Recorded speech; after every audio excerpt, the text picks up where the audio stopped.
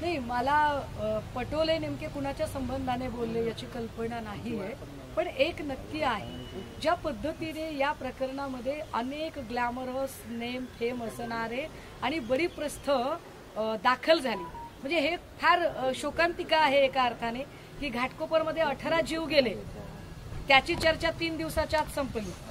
डोंबिवलीमध्ये 6 कामगार गेले, त्याची चर्चा 1.5 दिवसात संपली. परंतु एका ग्लॅमरस प्रकरण जे गेल्या साधारण महिनाभरापासून हे सगळं चालू आहे, हे कशासाठी चालू आहे, ते सगळे बडे प्रस्थ अर्ध्या रात्री का दाखल झाले होते. जर खरंच शिफारस केली होती आमदार सुनील टिंगरेंनी, तर टिंगरेंनी नंतर त्याच्यातनं वॉकआउट करायचा प्रयत्न का केला. सुनील टिंगरेंनी ठामपणे का सांगितलं नाही की होय मी शिफारस केली होती.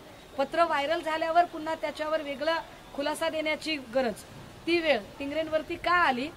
आणि वेदांत अग्रवाल जिथे एक व्हिडिओ व्हायरल होतो की ज्याच्यामध्ये तो काहीतरी पेयपान करताना हॉटेलमध्ये दिसत आहे, त्यावेळेला इतर चेहरे ब्लर केलेले आहेत. कदाचित ते मायनर चेहरे आहेत म्हणून ते ब्लर केले असतील, ते लोकांना कळू नये म्हणून.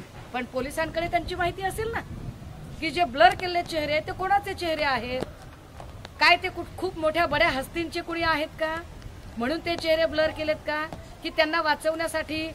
मग तो आमदार कोण, आणि त्या आमदाराशी आमदार सुनील टिंगरेंचा काय संबंध, आलं पाहिजे एकदा पुढे सगळं. 14 कॉल झाले तावरे आणि अग्रवाल यांच्यामध्ये, तेवढेच कॉल झालेत की आणखी काय कॉल झाले असण्याची शक्यता.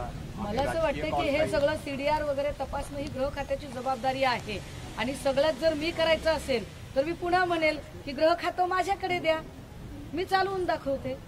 मुळात प्रश्न ताई असा आहे की आमदारांचा समावेश जर असेल 24 नंतर येऊ शकते. Thank you sir.